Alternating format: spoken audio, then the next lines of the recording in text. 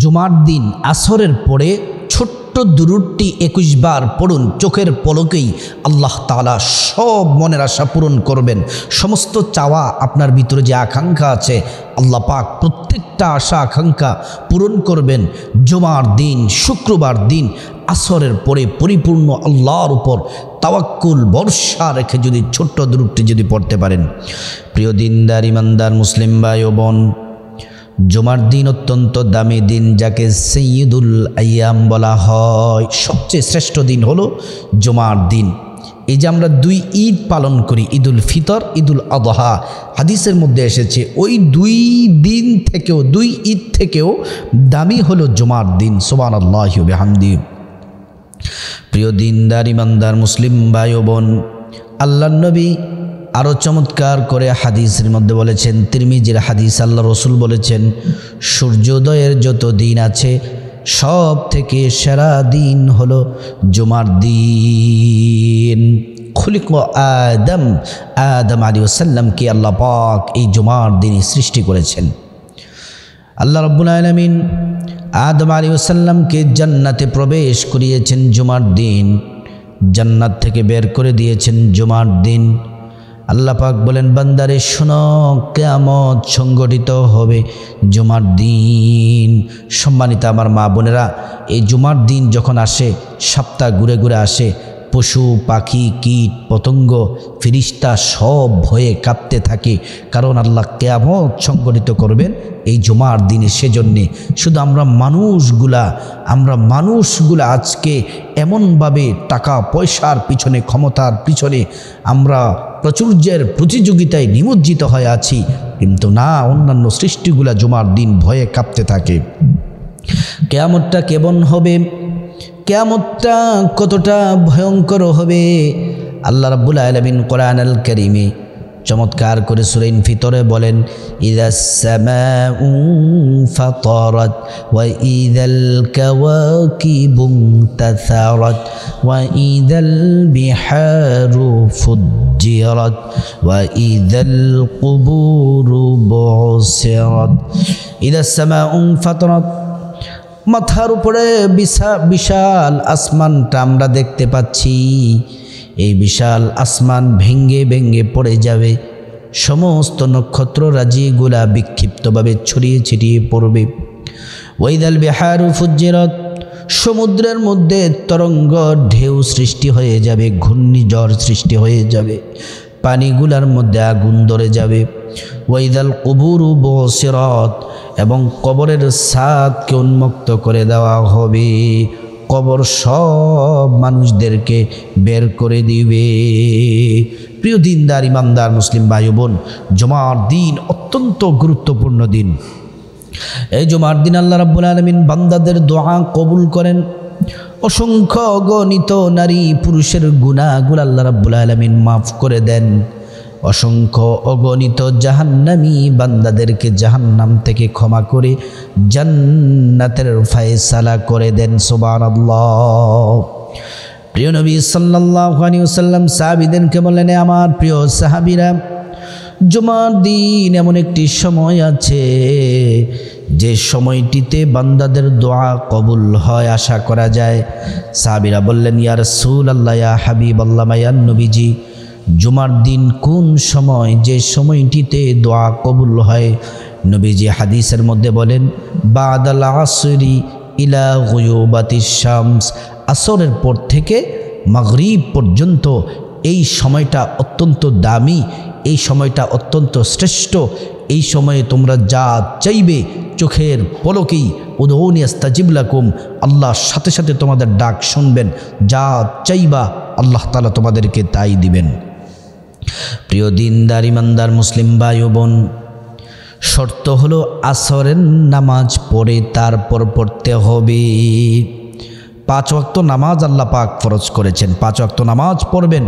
বিশেষ করে জুমার দিন আসরের নামাজ অবশ্যই পড়বেন। নামাজ পড়ার আগে একটি কাজ করতে হবে, না হলে নামাজ হবে না।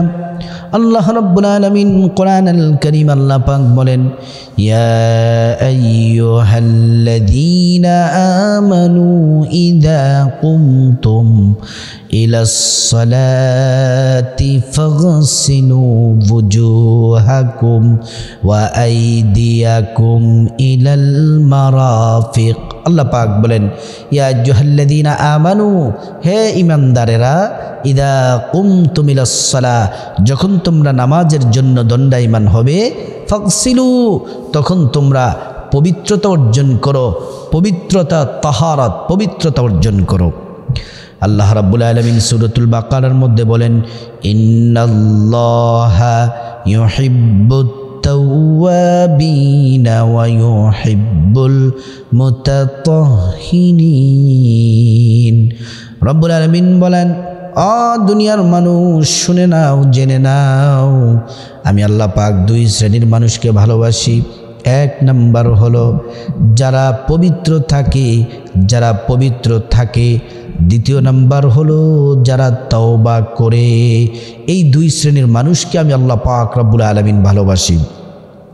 এজন্য পবিত্র হওয়া লাগবে। আসরের নামাজ পড়ার আগে, যে কোনো নামাজ পড়ার আগে সুন্দর করে পবিত্র হওয়ার জন্য সুন্দর করে ওযু করতে হয়। প্রিয় নবী সাল্লাল্লাহু আলাইহি ওয়াসাল্লাম যেভাবে শিক্ষা দিয়েছেন ওযু, ঠিক সেইভাবে আমাদেরকে ওযু করা লাগবে। প্রিয় দিনদার ইমানদার মুসলিম ভাই ও বোন, উত্তমভাবে ওযু করলে আল্লাহর পক্ষ থেকে দুইটি পুরস্কার পাবেন। এক নাম্বার পুরস্কার হলো ওযুর পানির সাথে আপনার জীবনের সব গুনাহগুলা ঝরে ঝরে পড়ে যাবে। দ্বিতীয় নাম্বার পুরস্কার হলো হাশরের ময়দানে ওযুর অঙ্গ প্রত্যঙ্গগুলার মধ্যে নূরে চমকাতে থাকবে, নূরে ঝলমল করতে থাকবে। প্রিয় নবী সাল্লাল্লাহু আলাইহি ওয়াসাল্লাম আমাদেরকে দেখেই চিনে ফেলবেন, আল্লাহর কাছে নিয়ে যাবেন এবং আল্লাহর কাছে শাফায়াত করবেন, সুপারিশ করবেন। আল্লাহ পাক আমাদেরকে ক্ষমা করে দিবেন, নবীজি আমাদেরকে দায়িত্ব নিয়ে জান্নাতে পৌঁছে দিবেন। আল্লাহু আকবার।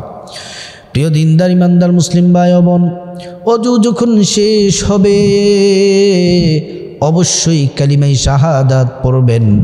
আশহাদু আল্লা ইলাহা ইল্লাল্লাহু ওয়াহদাহু লা শারীকা লাহু ওয়া আশহাদু আন্না মুহাম্মাদান আবদুহু ওয়া রাসূলুহু। প্রিয় দিনদার ইমানদার মুসলিম ভাই ও বোন, আপনি যদি কষ্ট করে ওযু শেষ করার পরে কালিমায়ে শাহাদাত যদি পড়েন, কালিমায়ে শাহাদাত শেষ করতে দেরি আল্লাহ তার আগে জান্নাতের গেইটের ফেরেশতাদেরকে ডেকে ডেকে বলেন, জান্নাতের গেইটের ফেরেশতারা, জান্নাতের সব দরওয়াজাগুলা খুলে দাও, গেটগুলা খুলে দাও। আমার বান্দারা যে দরজা দিয়ে জান্নাতে প্রবেশ করতে চায় সে দরজা দিয়ে প্রবেশ করবে জান্নাতে, আর আমার জান্নাতের নাজ নেয়ামতগুলা ভোগ করবে। সুবহানাল্লাহ। প্রিয় দিনদার ইমানদার মুসলিম ভাই ও বোন, তারপর ওযু যখন কমপ্লিট হবে, আমার মুসলিম ভাইদেরকে আমি অনুরোধ করব, অবশ্যই আসরের জামাত মসজিদে জামাতের সাথে পড়বেন আসরের নামাজ। আর আমার মা বোনেরা বাসা বাড়িতে নামাজ পড়বেন। আসরের নামাজ 8 রাকাত, 4 রাকাত সুন্নত, 4 রাকাত ফরজ। ফরজ নামাজ শেষ করে সালাম ফিরানোর মাধ্যমে একবার পড়বেন আল্লাহু আকবার, 3 বার পড়বেন আস্তাগফিরুল্লাহ আস্তাগফিরুল্লাহ আস্তাগফিরুল্লাহ। আয়াতুল কুরসি পাঠ করবেন, সুবহানাল্লাহ 33 বার পড়বেন, আলহামদুলিল্লাহ 33 বার পড়বেন, আল্লাহু আকবার 34 বার পড়বেন। তারপর ছোট্ট দুরূদটি আপনারা 21 বার পড়বেন। তার আগে দুরূদ শরীফের কয়েকটি ফজিলত বলবো, তারপর ইনশাআল্লাহ বলে দিব। আপনি যদি মহব্বত নিয়ে, ভালোবাসা নিয়ে প্রিয় নবীর উপর একবার দুরূদ শরীফ পড়েন, আল্লাহ পাক সাথে সাথে আমলনামা থেকে 10টি গুনাহ মাফ করে দিবেন, 10টি নেকি আমলনামার মধ্যে দিয়ে দিবেন, 10টি মর্যাদা আল্লাহ রাব্বুল আলামিন বাড়িয়ে দিবেন। সুবহানাল্লাহ। পৃথিবীর যে কোনো প্রান্ত থেকে প্রিয় নবী সাল্লাল্লাহু আলাইহি ওয়াসাল্লামের প্রতি যদি আপনি মহব্বত নিয়ে, ইশক নিয়ে, ভালোবাসা নিয়ে প্রিয় নবীর উপর যদি আপনি দুরূদ শরীফ পড়েন, দুইজন ফেরেশতা আল্লাহ পাক নিয়োগ করে রেখেছেন, এই দুরুদগুলা নবীজির রওজা মোবারকে পৌঁছে দেন। আপনার নাম বলা হয়, বাবার নাম, ঠিকানা বলে দেওয়া হয়, প্রিয় নবী সাল্লাল্লাহু আলাইহি ওয়াসাল্লাম শুনে খুশি হয়ে যান। তো সেজন্যে আপনার জন্য আল্লাহর কাছে নবীজি দোয়া করেন সুবহানাল্লাহি ওয়া বিহামদিহি। প্রিয় নবী সাল্লাল্লাহু আলাইহি ওয়াসাল্লাম বলেন, যে যত বেশি দুরূদ পড়বে সে আমার তত কাছাকাছি জান্নাতে থাকবে। নবী সাল্লাল্লাহু আলাইহি ওয়াসাল্লাম বলেন, মাহজুবুন মুআল্লাকুন বাইনাস সামাই ওয়াল আরদ। দুরূদ শরীফ পড়ার সাথে সাথে সব দোয়া প্রার্থনা আল্লাহ পাক কবুল করে নেন। নবীজি বলেন, কেউ যদি আমার উম্মত সকালে 10 বার, রাতে 10 বার যদি দুরূদ শরীফ পড়ে, ওয়াজাবাত লাহু শাফাআতি, ওই উম্মতকে সুপারিশ করা আমি নবীর জন্য ওয়াজিব হয়ে যায়। এবার আসুন কোন দুরূদ শরীফটি পড়বেন। দুরূদ শরীফটি হলো আল্লাহুম্মা সাল্লি আলা সাইয়্যিদিনা মুহাম্মাদিন সাল্লাল্লাহু আলাইহি ওয়াসাল্লাম। আবারও বলছি, আল্লাহুম্মা সাল্লি আলা সাইয়্যিদিনা মুহাম্মাদিন সাল্লাল্লাহু আলাইহি ওয়াসাল্লাম। আল্লাহুম্মা সাল্লি আলা সাইয়্যিদিনা মুহাম্মাদিন সাল্লাল্লাহু আলাইহি ওয়াসাল্লাম। এই দুরূদ শরীফটি 21 বার পড়বেন। 21 বার পড়ার পরে তারপর আল্লাহর কাছে হাত তুলে মুনাজাত, কান্নাকাটি করে যত পেরেশানি আছে, যত দুশ্চিন্তা আছে, পেরেশানির কথা বলবেন, আল্লাহ পাক পেরেশানি দূর করে দিবেন। কেমন করে পেরেশানি দূর করবেন? ছোট্ট একটি ঘটনা বললে আরও বেশি আপনাদের বিশ্বাস বাড়বে। একজন আল্লাহর ওলি ছিলেন হযরতে আল্লামা শিবলি নোমানী রহমাতুল্লাহি আলাইহি। তিনি যখন হজ করতে গেলেন, ওনার সামনে একজন যুবক হজ করতেছে। যুবকটি শুধু দুরূদ শরীফ পড়ে, দুরূদ শরীফ পড়ে, দুরূদ শরীফ, অন্য কিছুই পড়ে না, শুধু দুরূদ শরীফ পড়ে। হযরতে আল্লামা শিবলি নোমানী জিজ্ঞেস করলেন, কিরে যুবক, তুমি সব সময় দুরূদ পড়ো কেন? বলতেছে, দুরূদ পড়ার কারণে আল্লাহ পাক আমাকে কঠিন মহাবিপদ থেকে আল্লাহ পাক রক্ষা করেছেন। কি বিপদ হয়েছিল তোমার বলো তো? বলতেছে, আমি একাই হজে রওনা হয়েছিলাম এমনটি বিষয় কিন্তু নয়, আমার সাথে আমার বাবা ছিলেন, বিশাল কাফেলা ছিলেন। যখন আমরা রওনা হয়ে গেলাম, প্রতিমধ্যে আমার বাবা প্রচণ্ড অসুস্থ হয়ে গেল। সবাই আমরা ধরে একটি গাছের সাথে হেলান দিয়ে বসালাম, কিন্তু সময় যত যাচ্ছে আমার বাবা ততটাই অসুস্থতা বেড়ে যাচ্ছে, তীব্র বাড়ছে। এবার যেই কাফেলার অন্যান্য লোকগুলা বলল, তোমার বাবার অসুস্থতা বেড়ে যাচ্ছে, তুমি বাড়িতে চলে যাও, আর যদি সুস্থ হয়ে যায় তাহলে হজ করতে এসো। সবাই চলে গেছে। যুবকটি কেঁদে দিয়ে বলে, ওগো আল্লাহর ওলি, কিছুক্ষণ পরে আমার বাবা মারা গেছেন। ইন্না লিল্লাহি ওয়া ইন্না ইলাইহি রাজিউন।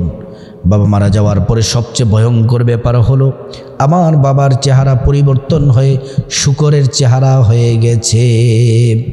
আমি কান্নাকাটি করতে লাগলাম, রাহাজারি করতে লাগলাম, আফসোস করতে লাগলাম। কি করব? কিছুই আমি বুঝতে পারতেছি না কি করব। আমি পেরেশান হয়ে আমার চোখগুলা লেগে গেছে, নিদ্রা আসছে, আমি ঝিমুনি ভাব, আমি গাছের সাথে হেলান দিয়ে আমার ঘুম এসেছে কখন আমি বলতে পারবো না। ঘুমের মধ্যে দেখি একজন নূরানি চেহারার মানুষ, পাগড়ি সাদা, দাড়ি সাদা, শরীর থেকে নূর চমকাচ্ছে। আমি দেখলাম আমার বাবার কাছে গেলেন, ওনার ডান হাতটা আমার বাবার চেহারার মধ্যে মেসেজ করে দিলেন, মুছে দিলেন। আমার বাবার চেহারার মধ্যে ওনার হাতটা মুছে দিলেন। সাথে সাথে আমার বাবার চেহারা আবার পরিবর্তন হয়ে মানুষের চেহারা হয়ে গেল এবং চেহারার মধ্য থেকে নূর চমকাতে লাগলো, অনেক সুন্দর হয়ে গেছেন। তারপর আমি জিজ্ঞেস করলাম, কে গো আপনি, কি আপনার পরিচয়, কোথায় থেকে এসেছেন? তিনি বললেন, আমি আখিরি নবী, সর্বশেষ নবী মুহাম্মদ সাল্লাল্লাহু আলাইহি ওয়াসাল্লাম। তোমার বাবা প্রতিদিন আমি নবীর প্রতি মহব্বত নিয়ে, ভালোবাসা নিয়ে দুরূদ পড়ব, প্রত্যেক দিন দুরূদ পড়েছে, সেজন্য তোমার বাবার কঠিন বিপদের দিন আল্লাহ পাক আমাকে পাঠিয়েছেন।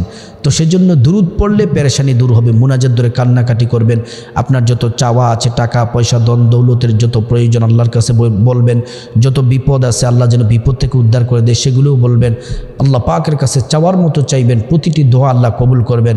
আল্লাহ পাক রব্বুল আলামিন আমাদের সবাইকে এই জুমার দিন আসরের পরেই গুরুত্বপূর্ণ আমলটি করার আল্লাহ তাআলা তৌফিক দান করুন।